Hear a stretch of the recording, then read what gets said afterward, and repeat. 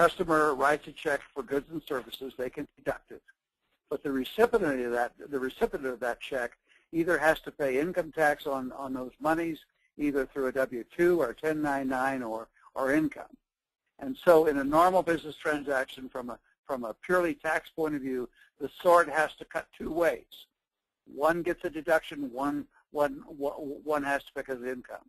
This is absolutely an exception.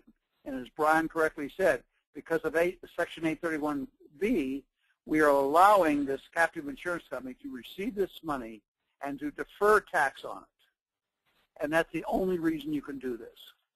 And once again, it's black letter law.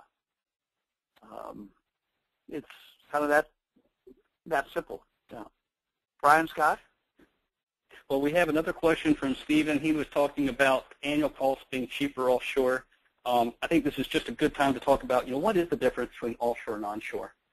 Well, there used to be, say a couple of years ago, it was significantly less expensive to form a captive offshore because they did not require, generally did not require an annual actuarial study. There was not an annual audit.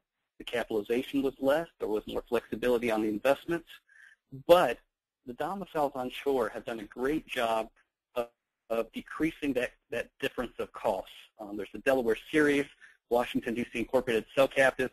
There are certain types of facilities where you can do the onshore captive now at a very similar cost structure as some of the offshore domiciles. In fact, between our Delaware Series and our Bahamas cell pricing, which a cell captive and a series are basically renting apartments in a larger captive program to keep the cost low, those programs are almost identical with us. The only difference is a couple $1,000s that Delaware may charge for some premium tax per year. So again, there used to be a big difference, but that's not the case anymore, Steve. And if any of you want to get in touch with us, we have pro formas for both offshore and domestic, and we'd be happy to share these pro formas and walk you through them and talk about the different cost structures. Brian, I would be happy to do that.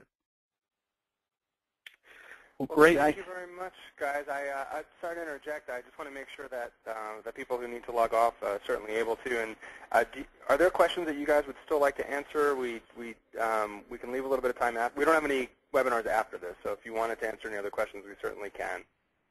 But I do want to go through some closing comments first. What do you think, guys?